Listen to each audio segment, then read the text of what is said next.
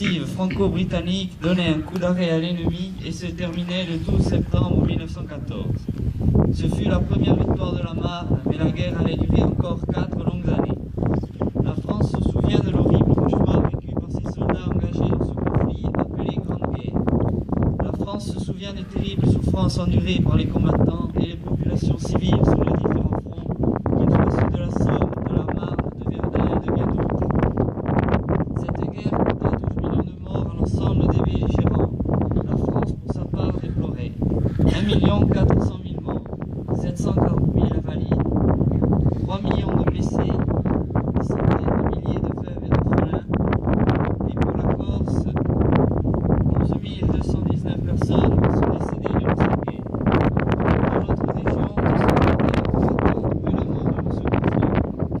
Ils se répartissent ainsi: Gerviol, 80, Sant'Andrea-di-Ugodone, 46, San Giuliano, 12, Santa Maria Bugno, 24, San Nicolas, 50 et Valle Capolo, 19.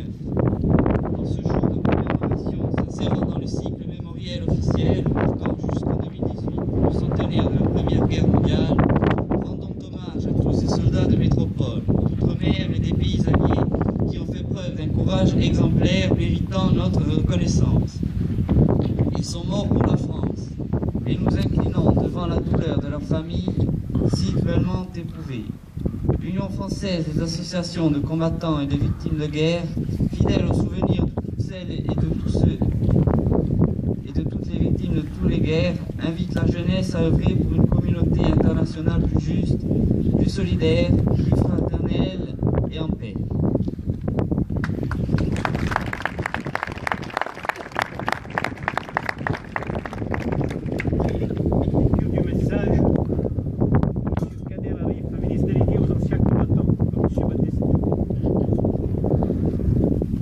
Message de M. Kader Arif, ministre délégué des anciens combattants.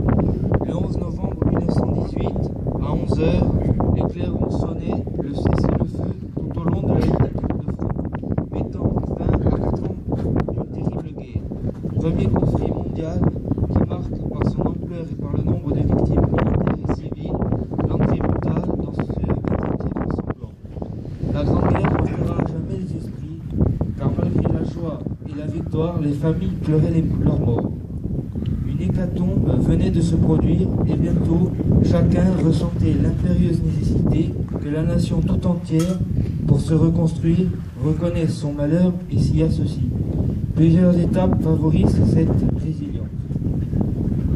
L'inhumation sous l'Arc de Triomphe le 28 janvier 1921 du corps d'un soldat inconnu pour symboliser tous les morts de la Grande Guerre. Le vote par le Parlement, qui a eu 92 ans cette année, le 24 octobre 1922, une loi fixant le 11 novembre la commémoration de la victoire et de la paix.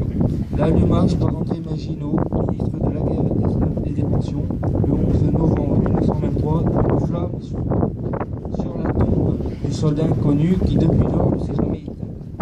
La réalisation de monuments morts dans presque toutes les communes pour porter leur nom et nom de leurs enfants morts pour la France, auxquels s'ajouteront ultérieurement ceux des victimes des autres conflits.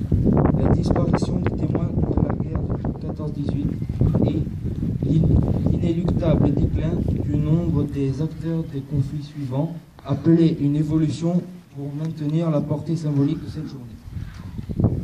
C'est le sens de la loi du 28 février 2012 qui élargit la portée du 11 novembre à l'ensemble des morts pour la France, tout en concernant les autres journées nationales commémoratives. C'est donc la reconnaissance du pays entier à l'égard de l'ensemble des morts pour la France tombés pendant et depuis la Grande Guerre qui s'exprime aujourd'hui, particulièrement envers les derniers d'entre eux, ceux qui ont laissé leur vie en Afghanistan et au Mali. Elle s'inscrit dans une politique commémorative ambitieuse qui vise à transmettre la mémoire, à favoriser la compréhension de notre histoire nationale commune et son appropriation par les jeunes générations. Les parlementaires du début des années 20 avaient voulu que la journée nationale du 11 novembre soit placée sur le signe de la victoire. Le dernier but semblait alors bien énergique, comme allaient le démontrer les décennies suivantes. Mais finalement, ces parlementaires étaient des précurseurs. En votant la loi instituant une journée